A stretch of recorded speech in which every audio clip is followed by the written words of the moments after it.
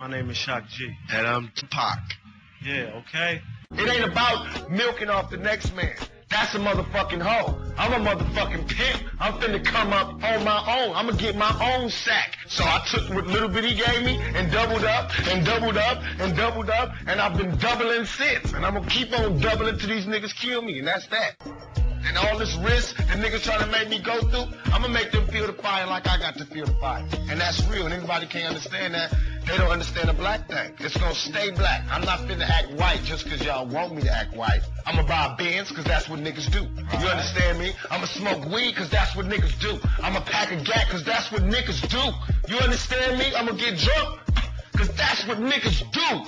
You understand me? I'm not gonna change just cause motherfuckers got money. Yes, I am gonna say that I'm a thug. That's because I came from the gutter and I'm still here. I'm not saying I'm a thug cause I wanna rob you and rape people and things. I'm a businessman. I mean, you know I'm a businessman because you find me at my places of business. Biggie Smalls, when they were friends before they became mortal enemies, said he went over to Tupac's house one day, and he said he went to visit him. Tupac went to the bathroom and came back. He said the man had written 2 raps. All of the Biggie versus Pac heads. First of all, Biggie's gonna win hands down when you're talking flow. Strictly from a rhythm standpoint, Biggie is a swinger.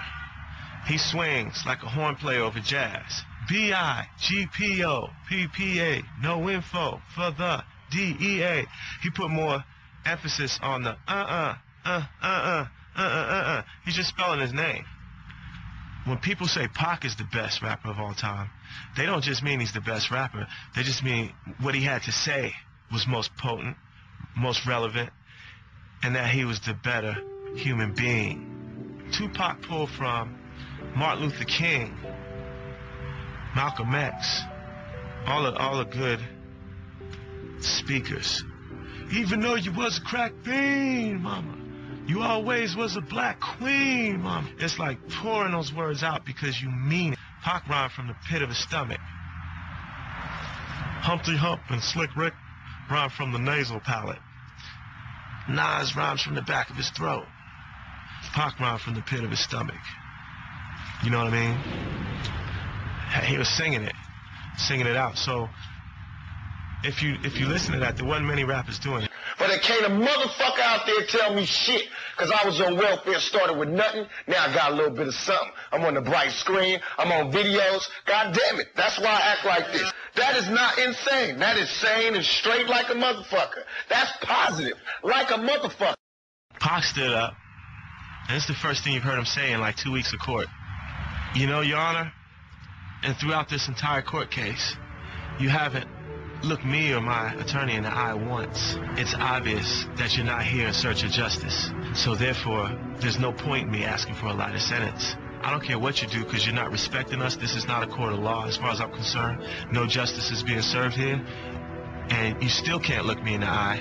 And so I say, do what you want to do. Give me whatever time you want because I'm not in your hands. I'm in God's hands.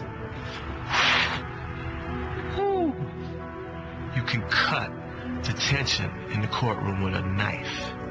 It moved the whole side of the prosecution. I didn't say it like Pac said it. The way Pac said it, everybody's eyes in the courtroom watered up. Nobody could speak for a minute. Brave. We want to make sure we bash their ass like we did 50 Cent. Nigga quiet as a fucking church mouse. Drop hit him up, that nigga quiet as fuck. He ain't got shit to say. His wife pregnant, that nigga wait like an expected father not knowing who the baby is. Cause when I don't know, I use the rubber so it ain't wrong. I tell you straight, I ain't wanna fuck that fat bitch nowhere. It's a pre-thinker.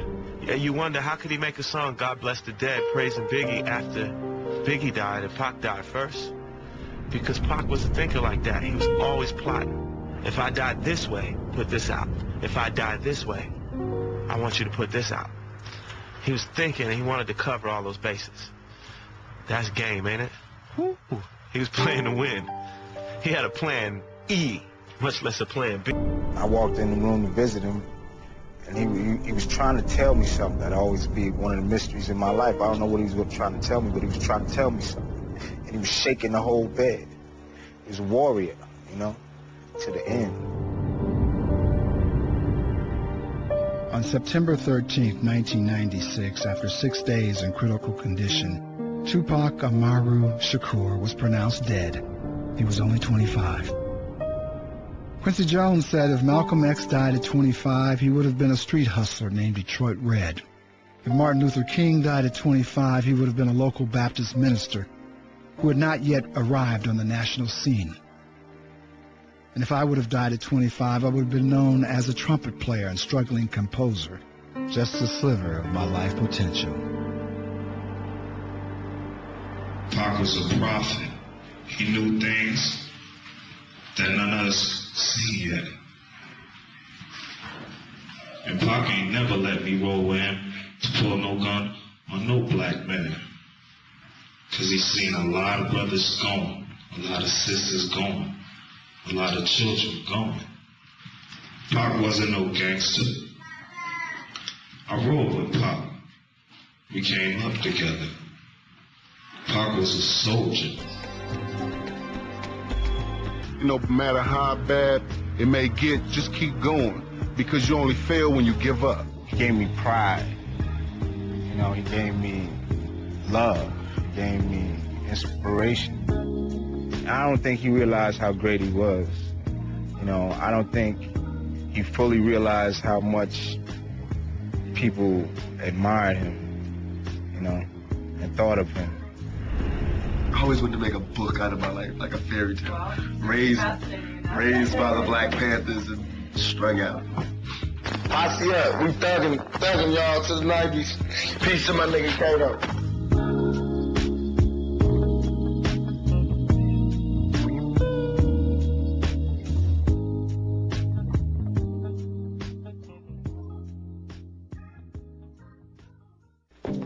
I like when he says, hey, yo, Shock, let them hoes know. Now you can tell from my everyday fits, I ain't rich, cease and desist with them tricks. Just another black man caught up in the mix.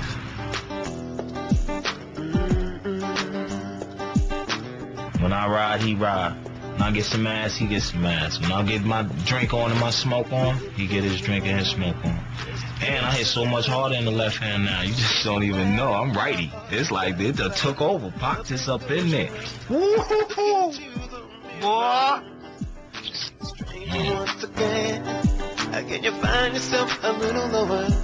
This picture of Tupac reminds me of him and the kind of look he would have in his eye if he was getting ready to pick up a girl at a club or so had seen somebody that caught his eye. And if you look at this, though, you see memorabilia of, like, me and Pac right there, you know, all that, doing our thing.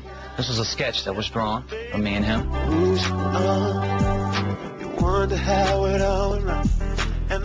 Here, I was just noticing, as I was looking for things to share with you, you know, this is Pac's house number. Sometimes I forget, you know, you can look at his last house number in L.A., and sometimes I reach for the phone to call Pac. Like, I forget. You know, there'll be moments where I'll grab the phone, I'll have something I want to say, and I go to dial his number, and then I go, oh, I can't dial his number. You know what I'm saying? Have you ever had that happen when you lose someone?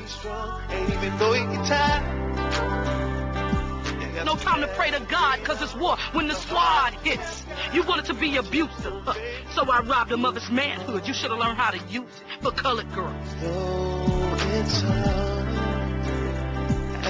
He planted the seed. Now we're gonna blossom and bloom and, you know, do our thing and build some more trees and just build onto his legend. The walls will fall down. I was down in Jamaica. They said, the man lives here now. My man is right down the island. I said, don't take me to him. Love that brother, but I'm trying to write a book.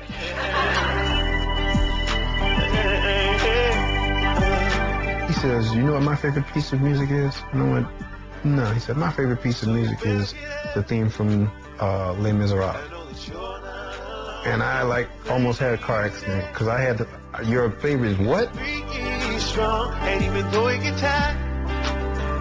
I'm starting to peak. I finally found a worthy release from all of my stress, cause every day I battle the beast. I think of Pac and ceasing if they rested in peace. My son and my niece, I wonder if they'll ever be free. They say we should teach, but will the people ever be reached? He was musical, political, you know what I'm saying, a soldier, a teacher, and a brother all wrapped in one, man. Pac was my inspiration when he was here. You know what I mean? And he is when he's gone.